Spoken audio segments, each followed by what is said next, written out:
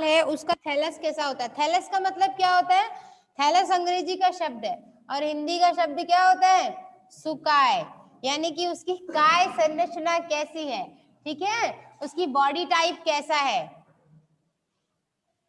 हाँ ये गलती से सेकंड ईयर लिखा हुआ था या पहले से है ना, इरेज नहीं हो पाया, ठीक है, तो ये तो याद कर आपको खुद ही पता होगा कि आप फर्स्ट ईयर में हो, ठीक है ना।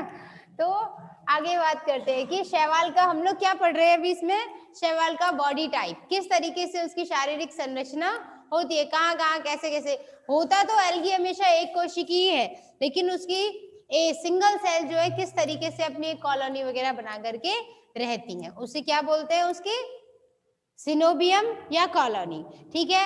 अगर जैसे मान लो कुछ अता पता नहीं है, 50, 100, 10, 20, 21 जितनी भी कोशिकाएं हैं, सेल्स हैं, वो इकट्ठी एक साथ रह रही हैं, तो उसे क्या कह देते हैं, कॉलोनी। ना उनका शेप साइज ना उनका नंबर ऑफ सेल्स, कुछ अता पता नहीं है, अनिश्चित है, तो उसे क्या बोल देंगे, कॉलोनी। पर अगर उनके परिवार में सदस्यों की संख्या फिक्स है कि हाँ भाई 24 हो गए, हम मान लो 24 क्लेमाइडोमोनास इकट्ठे हो गए, अब 25वां आया तो वो उसे अपने साथ नहीं रखेगी, नहीं तो जा किसी और के साथ कॉलोनी बना, जैसे छोटे बच्चे खेलते हैं ना कि अब हमारे हो गए 11 पूरे टीम में, अब तू दूसरे की में जा, सेम कंडीशन यहाँ हो जाती है। तो जहां निश्चित संख्या है उसे क्या कहते हैं, कॉलोनी, वो सॉरी जहां अनिश्चित संख्या है वहां कॉलोनी, और जहां निश्चित है उसे क्या कहते हैं, सिनोबियम या निवे, समंडल। निवे नहीं कहेंगे, उसे क्या बोलेंगे, समंडल, ठीक है ना।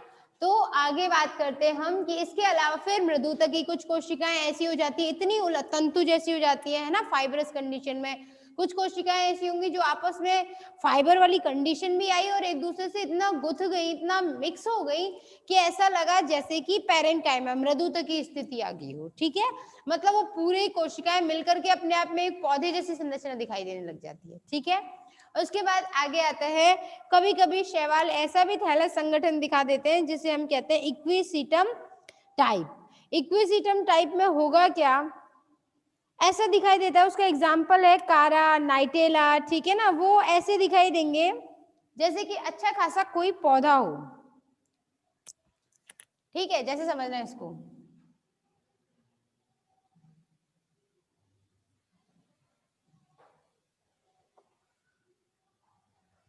ये इस तरीके से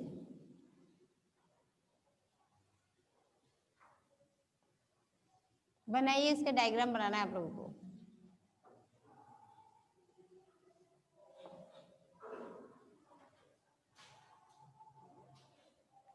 कभी कभी बिल्कुल इस तरीके से दिखाई दे, ठीक है ना। और इसके बाद फिर इसमें आगे और इस तरीके से आगे और वो संरचनाएं दिखाई देने लग जाए। कारा, कारा है कारा,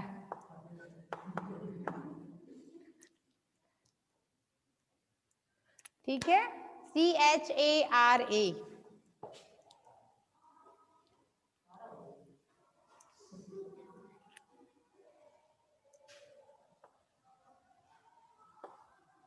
ठीक है। इसको पढ़ना कारा ही है, चारा नहीं पढ़ना है, वरना फिर केमिस्ट्री को केमिस्ट्री पढ़ना पड़ जाएगा, फिर मेरी नहीं आपकी समस्या खड़ी हो जाएगी, ठीक है। अच्छा, इसमें खास बात क्या होती है कि ये तो हो गया इसका क्या, मुख्य अक्ष या मेन एक्सिस,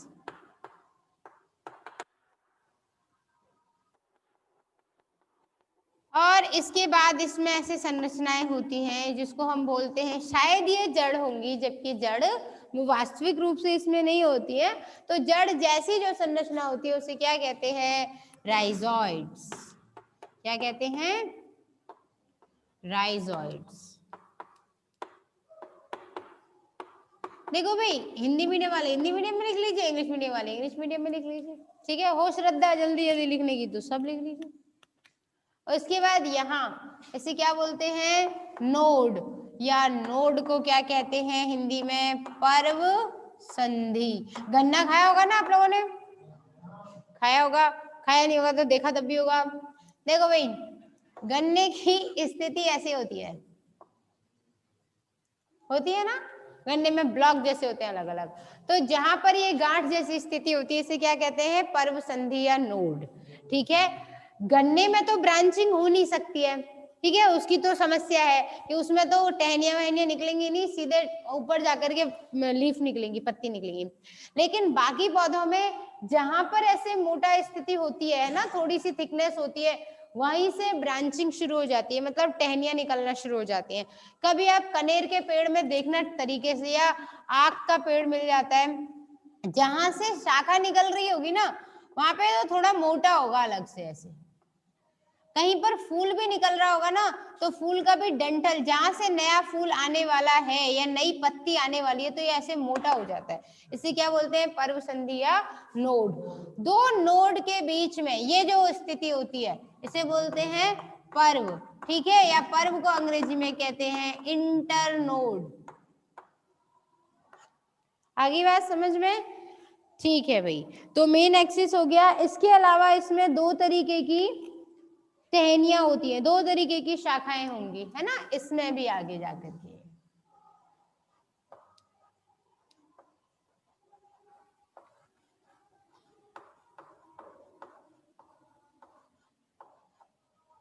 इसमें भी यहाँ पे ऐसे निकले रहते हैं।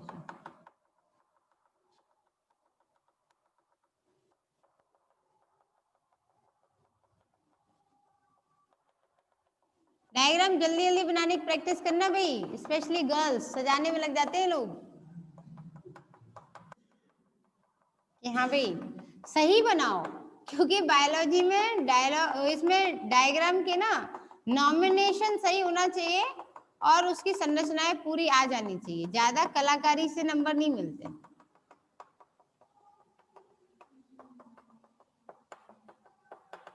लेकिन इसका मतलब ये भी नहीं है कि घास काट के रख दी बस, ठीक है बॉयज। हाँ, जल्दी जल्दी बनाते हैं ना डायग्राम, फिर ऐसा बना देते हैं कि हाँ लगभग ऐसा दिख तो रहा ही है उसके जैसा, हो गया काम।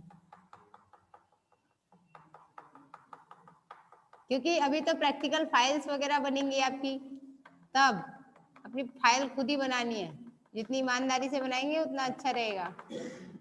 क्योंकि आपके प्रैक्टिकल फाइल जब आप खुद बनाते हैं ना, तो उससे आपको बहुत सारी चीजें लिखते लिखते याद हो जाती हैं, डायग्राम दिमाग में आ जाते हैं अच्छे से। तो मेन एग्जाम में आपका प्रैक्टिकल करवाया ही इसलिए जाता है, जिससे आपको थ्योरी याद रटनी नहीं पड़े, नहीं तो फिर साइंस ली क्यों आपने।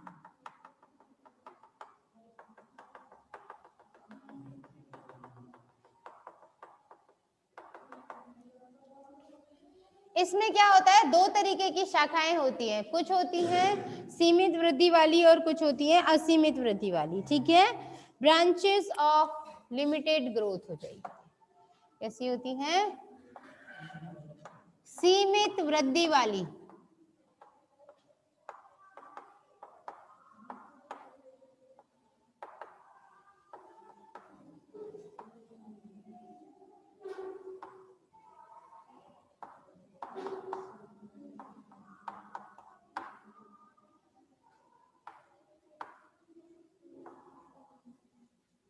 और फिर ऊपर की तरफ जाएंगे तो क्या हो जाती है? असीमित वृद्धि वाली, है ना, अनियमित वृद्धि वाली।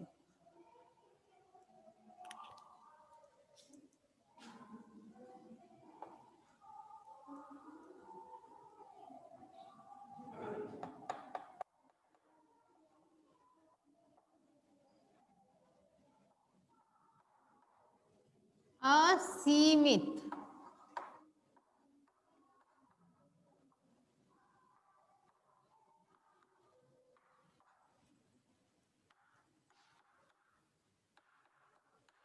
ठीक है, यहाँ क्या हो जाएगा? अनलिमिटेड, अनलिमिटेड ग्रोथ ब्रांचेस, ठीक है। और दो पर्व के बीच में जो स्थिति होगी, ये हो, इधर हो, इधर हो, इधर हो, ये क्या हो जाएंगी? पर्व, ये पर्व हो जाएंगी, ये तो पर्व संधि थी ना, ये हो जाएगी इंटर नोड, या उसे बोलेंगे पर्व।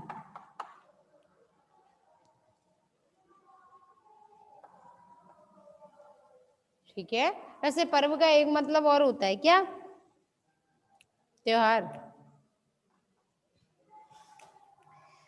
ठीक है, तो इस तरीके से इसको बोलते हैं, कौन सा टाइप है ये, इक्विसीटम टाइप। कैसा दिखाई देता है ये, इक्विसीटम जैसा। तो इक्विसीटम प्रकार, वास्तव में ये जो बहुत सारे एल्गी इकट्ठे हुए हैं ना, ये एल्गी किस तरीके से इकट्ठे हुए हैं, मृदुतकी कोशिकाओं यानी पैरेंकाइमेटस कंडीशन में इकट्ठे होकर के ये संरचना उन्होंने बना दी है। ठीक है, तो ये हो गया उसका थैलस संगठन पूरा। अब आगे बात करेंगे उसकी सेल्यूलर स्ट्रक्चर, यानी अकेली एक कोशिका कैसी होती है। ठीक है, आपको पहले भी बताया था, एल्गी में केवल कुछ एल्गी जो शुरुआती हैं, जिन्हें हम साइनोबैक्टीरिया बोलते हैं, उनकी अलग से क्लास बना दी गई साइनोफाइसी, उसी में प्रोकैरियोटिक गुण देखने को मिलेंगे। बाकी जो एल्गी है वो क्या है, यूकैरियोटिक प्रकार की कोशिका होती है। ठीक है, तो आपको क्लैमाइडोमोनास का डायग्राम बनाने के लिए आता है, वो मैं आपको बना के बता देती हूँ। ठीक है, बनाते जाएंगे और उससे फॉलो करते जाना आप लोग, और फिर उसके बाद खूब सारे नंबर आएंगे, उसे याद करोगे, प्रैक्टिस करोगे तो। मिटा दूं?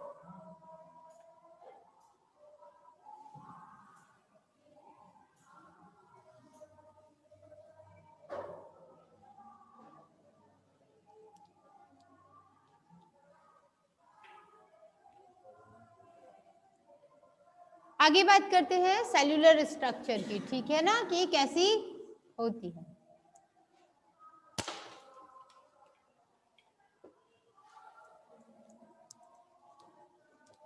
एक मिनट,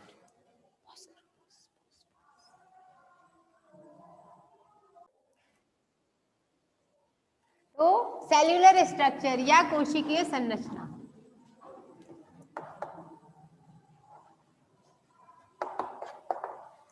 अभी हिंदी में समझ जाएंगे ना आप लोग, कोशिकीय संरचना के बारे में बात कर रहे हैं। ठीक है, तो ज्यादातर कैसी, देखो भाई, मुख्य रूप से ना इसको 3 तरीके की कोशिकाओं के अंतर्गत बांटा जाता है, प्रोकैरियोटिक,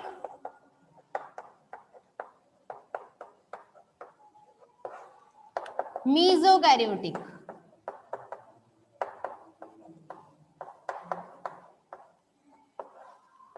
और तीसरी आती है यूकैरियोटिक।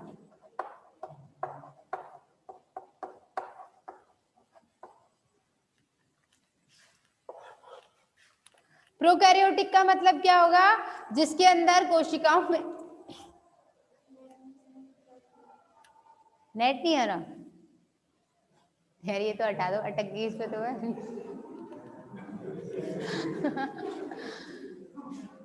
पता करो, बोलूं कि नहीं बोलूं, आगे पढ़ाओ कि नहीं पढ़ाओ।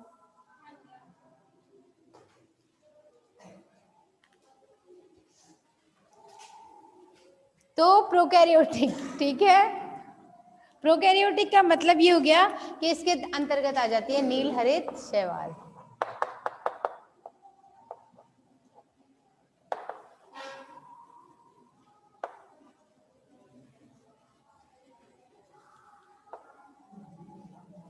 ब्लू ग्रीन एल्गी, ठीक है, नील हरित शैवाल हो जाएंगे। इसमें क्या होता है, जैसे जीवाणु होते हैं ठीक वैसी ही संरचना होगी, लेकिन इनके अंदर प्रकाश संश्लेषण की क्षमता भी होती है। ठीक है, क्यों इनको प्रोकैरियोटिक कहा गया, उसके पीछे कारण है। आप लोगों ने जैसे सेल बायोलॉजी का आपका पेपर जब चलेगा या चल रहा है, चल रहा है, तो सेल बायोलॉजी में आप लोग केंद्रक वगैरह पढ़ोगे, तब उसमें डीएनए वगैरह पढ़ेंगे। तो देखिए भाई, एक छोटी सी टॉपिक बता देती हूँ कि सेल के अंदर क्या होता है, केंद्रक होता है मुख्य रूप से यूकैरियोटिक कोशिकाओं में। केंद्रक के अंदर डीएनए होगा, और डीएनए किसमें पैक होता है, क्रोमेटिन प्रोटीन के अंदर। क्रोमेटिन प्रोटीन और डीएनए के कॉम्बिनेशन को क्या कहते हैं, क्रोमेटिड। एक अकेला क्रोमेटिड, 2 क्रोमेटिड मिल जाएंगे तो क्रोमोसोम बोला जाता है। आगे बात समझ में। अब देखना, इस पे ध्यान देना कि जो डीएनए है ना वो बहुत बड़ा है, तो डीएनए क्या है, एक प्रोटीन की वजह से पैक होता है। ठीक है, जो प्रोटीन डीएनए को सेल्यूलर स्ट्रक्चर की बात करें तो शैवालों में कोशिका कितने प्रकार की हो जाएंगे, प्रोकैरियोटिक, यूकैरियोटिक एंड मीजोकैरियोटिक। 3 तरह की कोशिकाएं देखने को मिलती है। प्रोकैरियोटिक में तो सीधी सी बात है, प्रोकैरियोटिक कोशिकाओं से समानता होगी, ठीक है, लेकिन इनका विशेष गुण क्या है, डीएनए में हिस्टोन नहीं होगा तो उन्हें प्रोकैरियोटिक में रख दिया। दूसरी चीज, जब ये ब्लू ग्रीन है कोशिका भित्ति म्यूकोपेप्टाइड के, इसके अलावा ये क्या करेंगी, प्रकाश संश्लेषी होंगे। देखो भाई, प्रकाश संश्लेषी तो सारे ही शैवाल होते हैं, इसीलिए हम इन्हें बॉटनी में पढ़ रहे हैं। प्रकाश संश्लेषी नहीं होते और इनमें सेल वॉल कोशिका भित्ति नहीं होती तो इन्हें बॉटनी में नहीं, जूलॉजी में पढ़ा जाता। सीधी बात है ना, कोशिका भित्ति है, सेल वॉल है, जिस कोशिका के चारों तरफ सेल वॉल होती है उसी को प्लांट में रख दिया जाता है, ठीक है। तो इसीलिए आगे क्लोरोफाइसी का मतलब होता है नील हरित शैवाल, ठीक है। डायनोफाइसी, इसके अंतर्गत ज्यादातर चमकीले शैवाल आते हैं, जो कैसे, येलो कलर के, या कल लिखवाया था ना, ornament of the plant kingdom, पादप जगत का गहना। अब याद आ रहा है, ये सब पाए जाते हैं। मीजोकैरियोटिक का मतलब होता है जिसमें प्रोकैरियोटिक यूकैरियोटिक दोनों की स्थिति होगी, लेकिन इनके अंदर खास बात क्या है, गुणसूत्र और क्षारीय प्रोटीन जो होते हैं वो अनुपस्थित होंगे ज्यादातर डायनोफाइसी में, लेकिन केंद्रक होता है। क्यों कहा इन्हें प्रोकैरियोटिक यूकैरियोटिक में, केंद्रक इनमें उपस्थित है, ठीक है, लेकिन केंद्रक के अंदर जो डीएनए है उस डीएनए के चारों तरफ क्रोमेटिन प्रोटीन नहीं है, मतलब डीएनए फैला हुआ है, डीएनए जो है वो गुणसूत्र के रूप में नहीं, केंद्रक है पर गुणसूत्र नहीं, केंद्रक है पर गुणसूत्र नहीं है, तो उसे क्या बोल देंगे, मीजोकैरियोटिक। उसके बाद अगला आएगा यूकैरियोटिक। यूकैरियोटिक तो आपको सबको पता होगा, पूर्ण रूप से केंद्रक विकसित होगा, गुणसूत्र होंगे, है ना, सभी तरीके से इसमें क्या हो जाएगा, सुव्यवस्थित सारे कोशिकांग पाए जाएंगे, केंद्रक होगा, और केंद्रक के अलावा उसके अंदर क्या होगा, सुव्यवस्थित कोशिकांग होंगे, कोशिकांग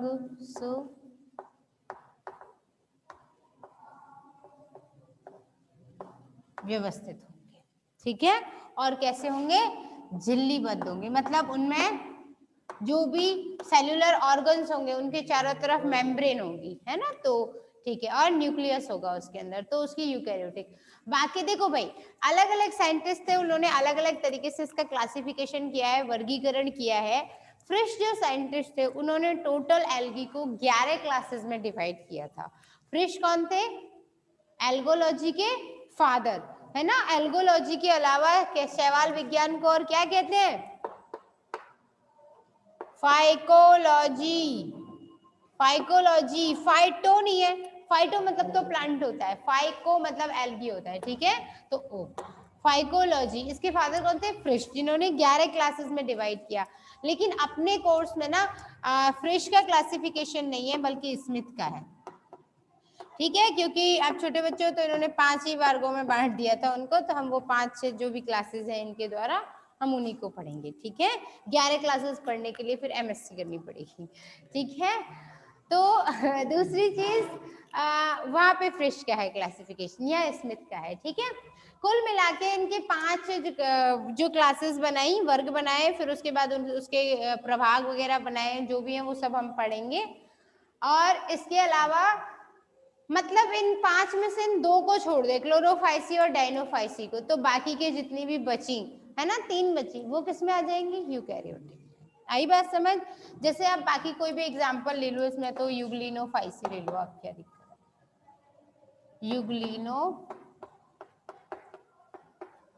यूग्लिनोफाइसी होता है, इसके अंतर्गत यूग्लिना आ जाता है। यूग्लिने का डायग्राम बनाया था ना, ठीक है, वैसे यूग्लिना को जंतु में आप जूलॉजी में भी पढ़ोगे। क्यों, क्योंकि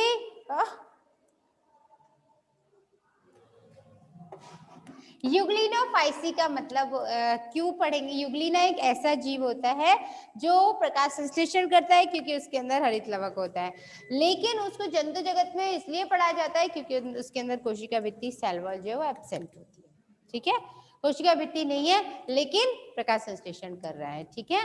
इसलिए मान सकते हैं कि शायद हम जो मनुष्य है या जो भी यूकैरियोटिक जीव है वो सब शायद पौधों से निर्मित हुए होंगे। ये एक तरीके का एक थोड़ा सा सिंबल देता है इस चीज का, ठीक है ना। ओके ठीक है, तो नेक्स्ट अपना जो टॉपिक है क्लासिफिकेशन, उसे हम पढ़ेंगे कल नेक्स्ट क्लास में।